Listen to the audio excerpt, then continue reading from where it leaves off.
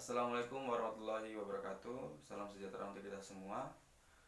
Perkenalkan, nama saya Nanda Wisanto, mahasiswa pendidikan bahasa Inggris.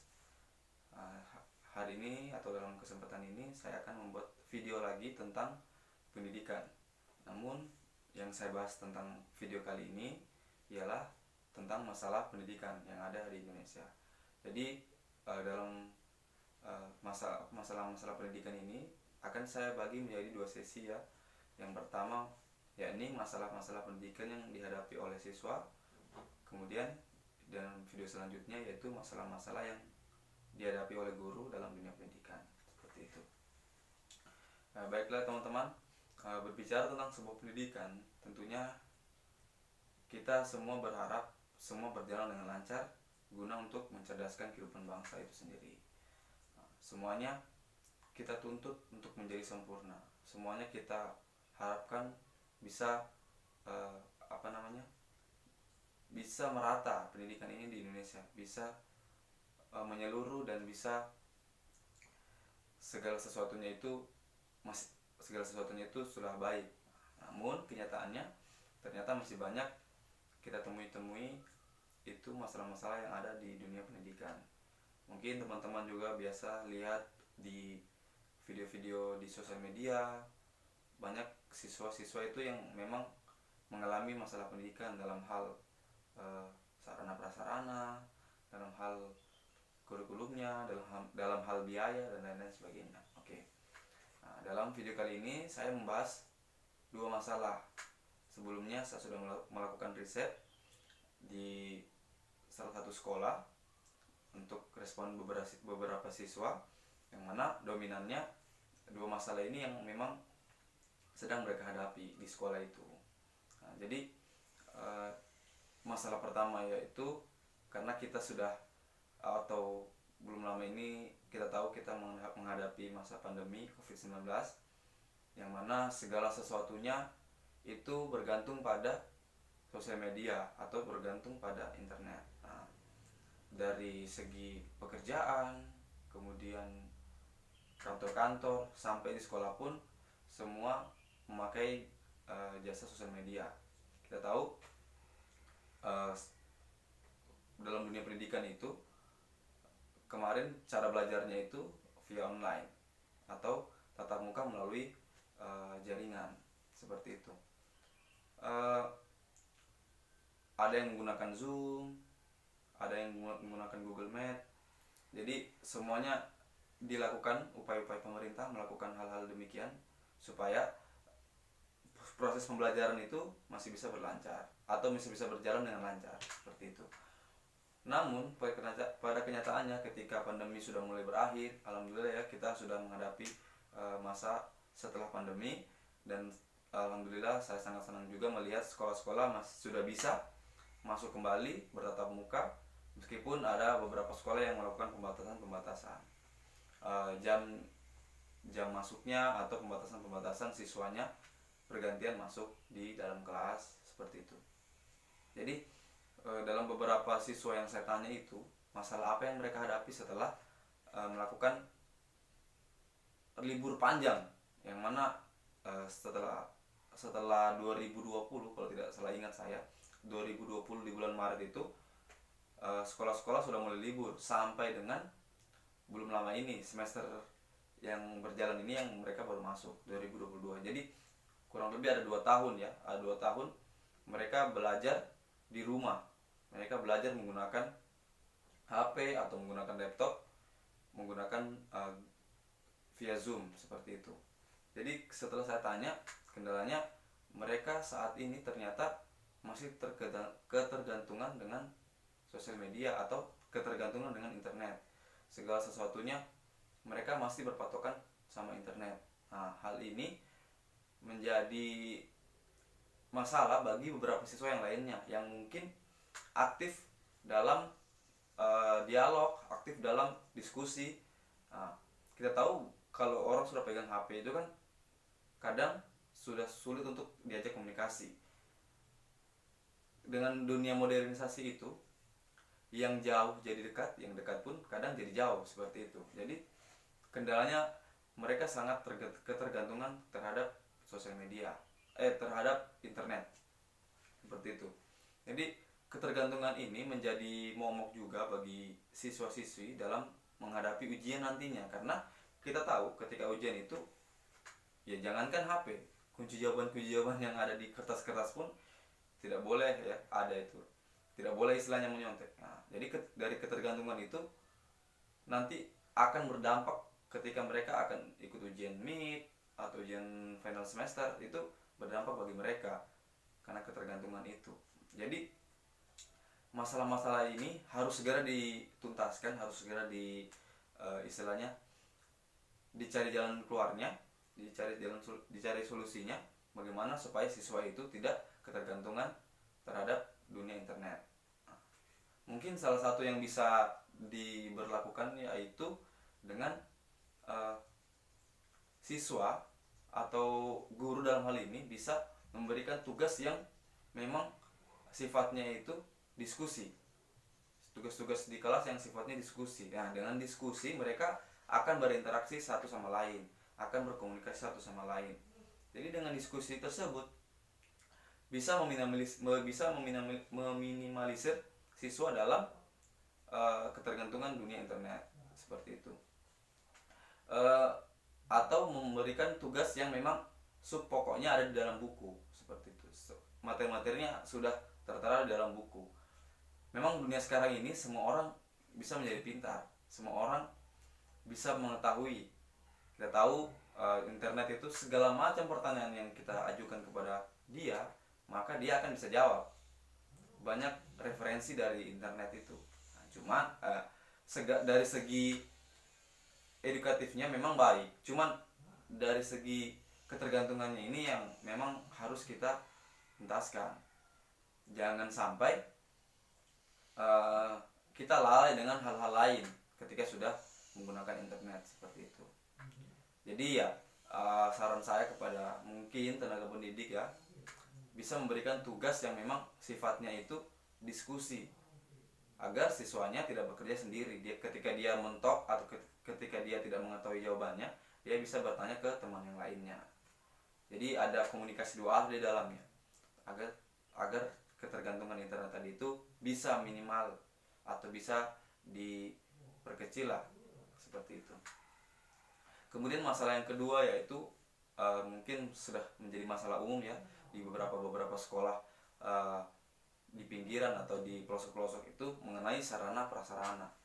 Jadi kalau untuk sarana prasarana ini saya mencoba untuk tanya di beberapa sekolah negeri dalam hal ini ya, sekolah negeri. Memang sarana prasarana ini masih menjadi masalah besar bagi sekolah itu sendiri, bukan hanya siswa ya, cuman memang masih bagi keseluruhan komponen-komponen yang ada di sekolah. Nah, sarana prasarana ini sebaiknya dalam hal ini pemerintah melakukan manuver atau melakukan kunjungan ke sekolah. Mungkin sudah ya, cuman kalau saran saya lebih ditingkatkan lagi kunjungan ke sekolah mengenai hal-hal yang memang diperlukan di sekolah itu. Kiranya yang belum terlalu diperlukan mungkin bisa dialihfungsikan yang hal-hal yang memang mendesak atau yang sangat diperlukan di sekolah-sekolah itu. Dalam sarana prasarana ini juga menurut saya sebaiknya dari pihak pemerintah atau pengawas itu melakukan data apa-apa saja yang menjadi minat daripada siswa-siswa yang ada di sekolah yang dikunjungi. Maksudnya sekolah-sekolah yang dikunjungi itu minat siswanya di bidang apa, banyaknya di bidang akademik, non akademik, itu harus didata secara khusus agar sarana prasarana yang akan diberikan itu memang tepat sasaran, seperti itu. Misalnya kita berbicara dari non akademik dulu ya.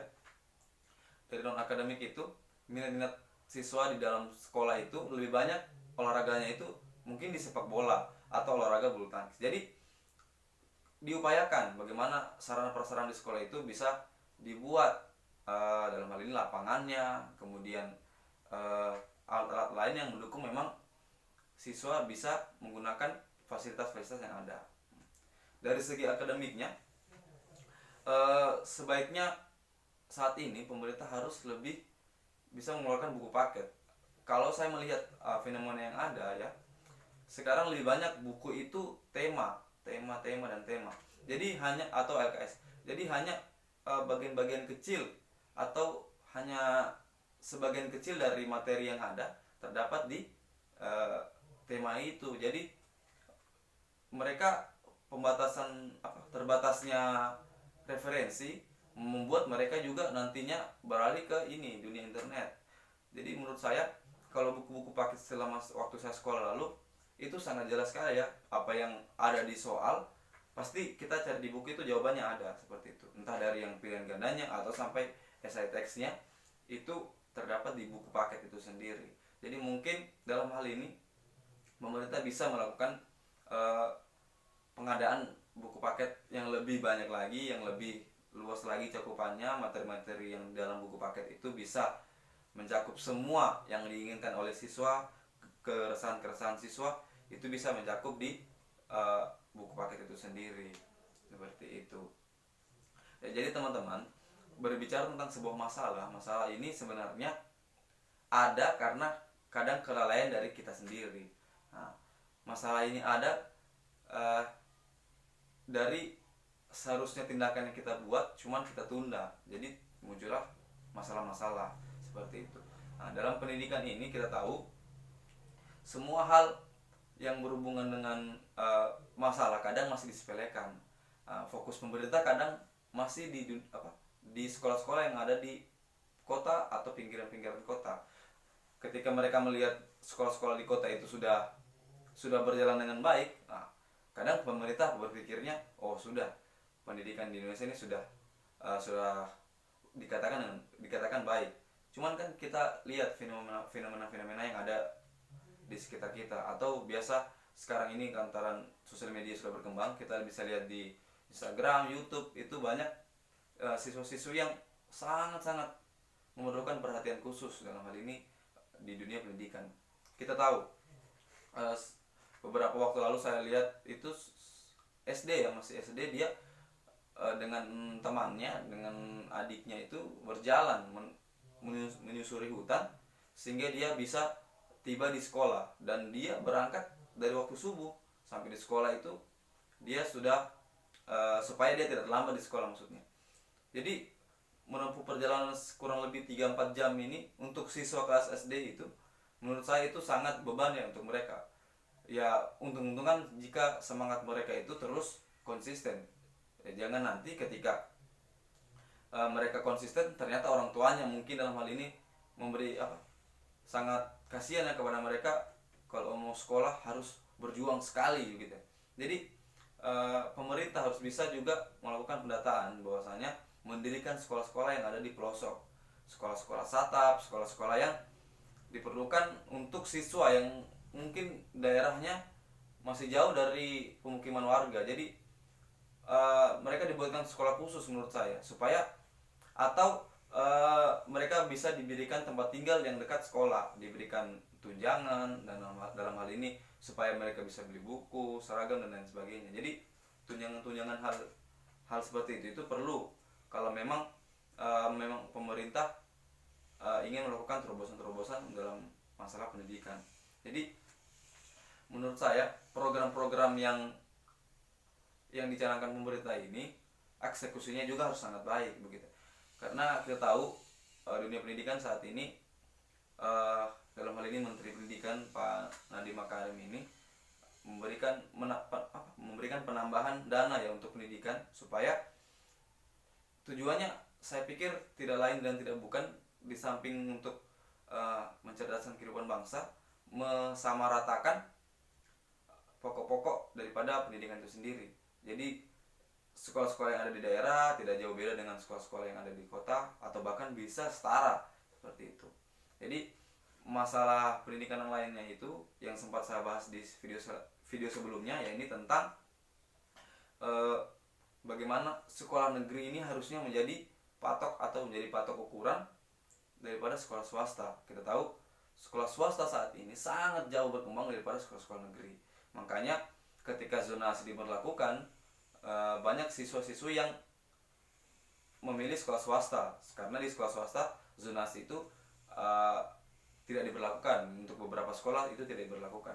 Contohnya di Kota Palu itu sendiri, ada sekolah swasta yang tidak memberlakukan zonasi. Jadi ketika dia mau ingin, yang penting punya biaya untuk masuk sekolah itu ya, dan nilainya mencukupi standar dari sekolah swasta tersebut, dia bisa masuk meskipun rumahnya jauh dari lingkungan sekolah itu sendiri.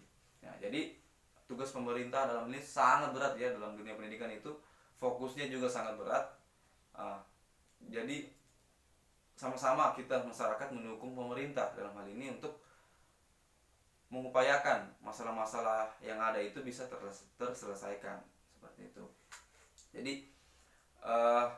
dari segi kurikulumnya, dari segi sarana prasarananya, tenaga kependidikannya, sampai ke elemen yang paling kecil yakni masyarakat, harus sama-sama peduli tentang masalah pendidikan yang ada di Indonesia. Pemerintah harus fokus untuk menyelesaikan masalah-masalah yang ada, harus segera melakukan manuver-manuver, terutama atau yang paling penting itu di sekolah, yang paling penting itu di daerah-daerah ya, daerah-daerah terpencil, terpelosok, itu harus segera diupayakan bagaimana supaya orang-orang yang ada di pelosok-pelosok itu bisa sekolah dengan baik, bisa sekolah tanpa beban. Itu paling penting, bisa sekolah tanpa beban itu sudah menjadi kegembiraan bagi mereka yang ada di pelosok-pelosok. Mungkin masalah-masalah itu yang memang harus kita selesaikan. Baiklah teman-teman, saya rasa untuk masalah dari siswanya saya cukupkan dulu ya. Terima kasih yang sudah meluangkan waktunya, terima kasih yang sudah menonton. Jika ada salah-salah saya mohon maaf. Sekali lagi, ini hanya sebuah opini dari saya. Setelah saya melakukan riset dari beberapa responden siswa, saya masih banyak mendapatkan istilahnya masalah-masalah yang ada di dunia pendidikan. Jadi sekali lagi kepada pemerintah saya mohon dengan sangat segera melakukan manuver untuk menyelesaikan masalah-masalah pendidikan. Akhirul kalam, barakallahu fikum, wassalamualaikum warahmatullahi wabarakatuh.